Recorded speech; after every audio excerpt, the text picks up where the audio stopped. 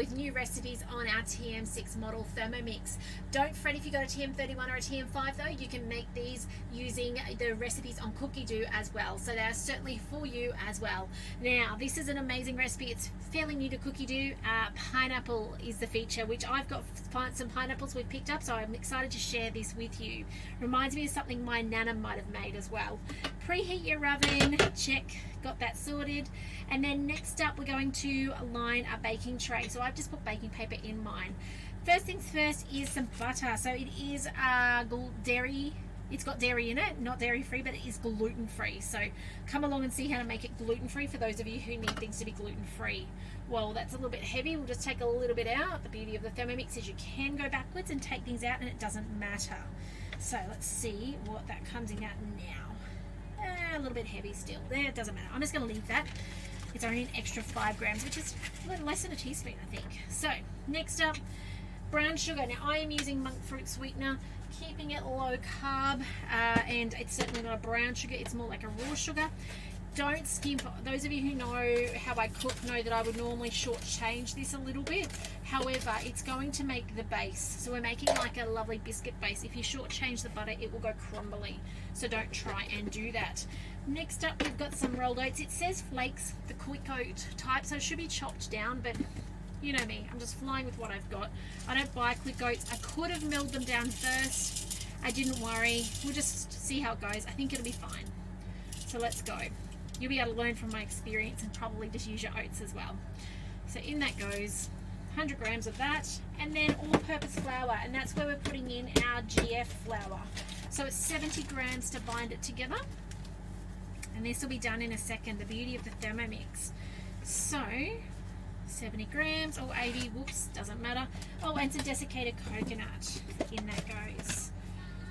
Let's put that in. Smells absolutely amazing. Coconut. Okay. Oh, by the way, some of you may find your oats are not GF, so just be mindful of that. You may need to swap it with some quinoa flakes in there instead. So just keep an eye on that with your recipe. Ours are GF. We get it from Honest to Goodness, and you've just got to check. They've got some that are and some that aren't. So 30 seconds speed forward, and off it goes. Now this is your time to put your things back away in your pantry so that they are out of the way. So you can go on to your next step. I'll just put them aside.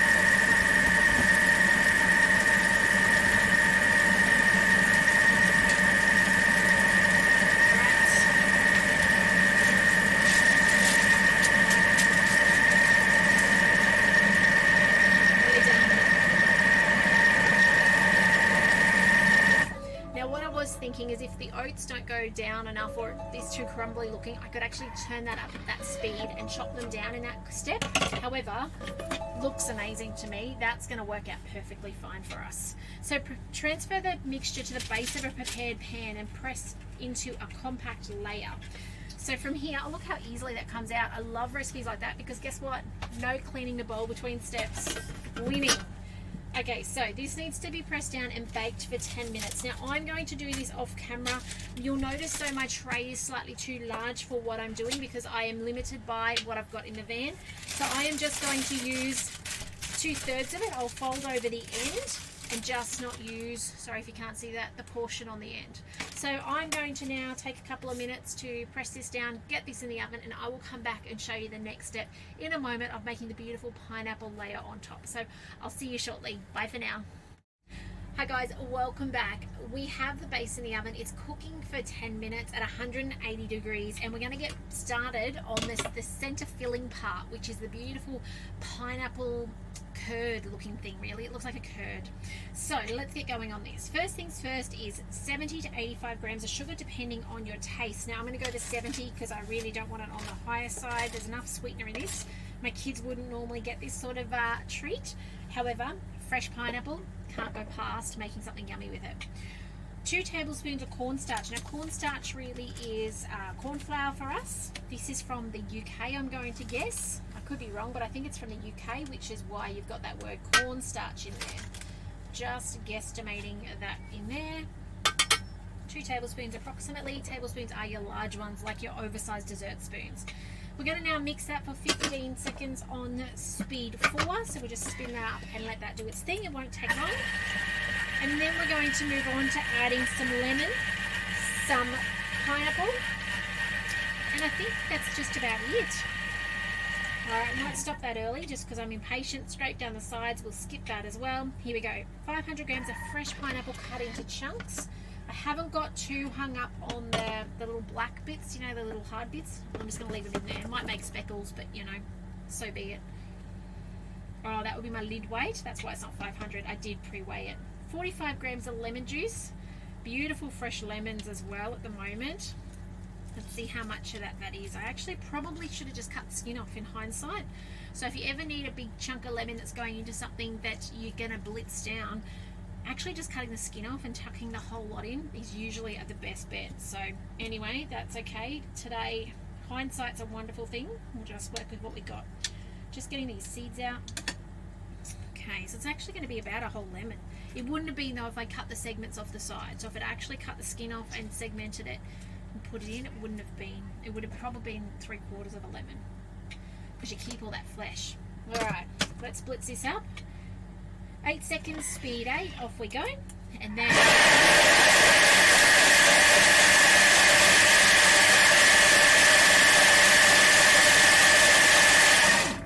We're going to cook it off without the measuring cup so that it can actually reduce down and let that humidity out. It's got 15 minutes, 100 degrees, speed 2.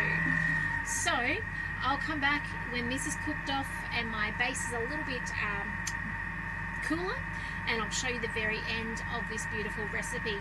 And of course I'll share a picture with you when it's done as well. So I do hope you will give this new recipe a go to Cookie Do. Grab some fresh pineapple and some lemon and see what you think. But so far, so good. I think it's going to be amazing. Well, recommend giving this a go. But I'll talk to you again soon when I'm on to the next step. So see you soon. Bye, guys. Okay, guys, welcome back. This is done. It's cooked. It smells amazing. I did add the simmering basket on top because it seemed to me like it was going to splatter out the top. And if I just flip it up there, you can see there's a bit of the juicy stuff up there. So I am glad I put that on top. You may need to do the same so you don't end up with it splattering around your bench. Pour the filling over the crust. Oh, it looks amazing. It does have a bit of texture to it. I don't know if that matters or not. It's not like silky smooth like the picture. Wonder if I should smooth it down. You know what? I think I'll just go with what's here. Actually, no, you know what? Change of plan. I'm so indecisive. How to make that smooth. All right, what we do, we put the lid on. Let me teach you how to do this. We push the house key, get out of the recipe. Now, measuring cup back in. If you want that silky smooth, up to speed 9, and it's going to take about 30 seconds. Let's let it go up to speed, and it's going to smooth it out completely. Let's do it.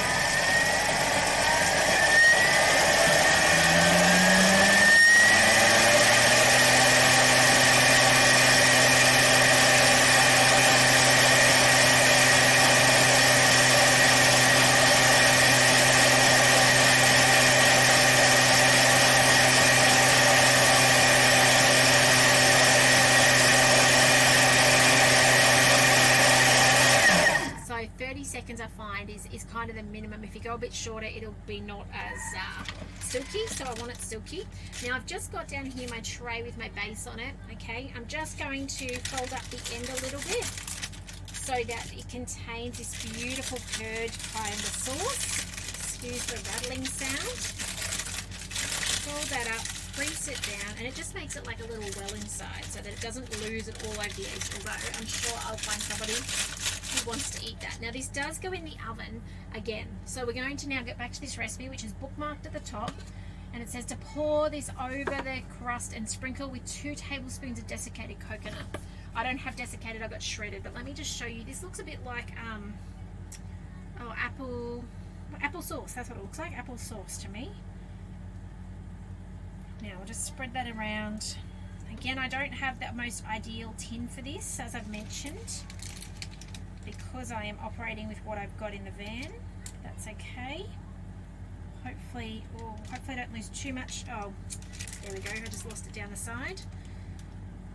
If I had another container, I'd probably prop it up with it, but I really don't have much to work with. But there we go. Topping on. And then this is going to get that sprinkling on top. If I could just make this side stand. I might have to find something to prop it up with in the oven.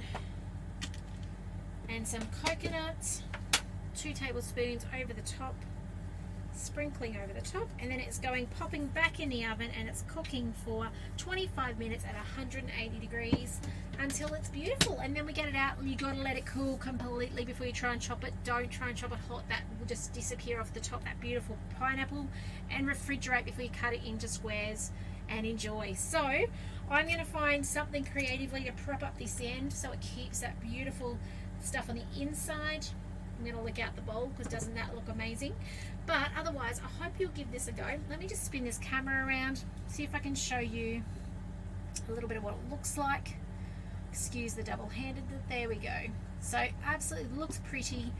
I'm excited to give it a go. I will actually take a photo of these at the end and show you what it looks like as well, so you can know what the whole process looks like beginning to end. So I hope you've been inspired. Give this recipe a go. It smells amazing. I'm sure it's going to taste phenomenal as well. But yeah, I can't wait to see your photo when you give it a go. Let me know what you think. We'll talk soon. Bye for now, guys.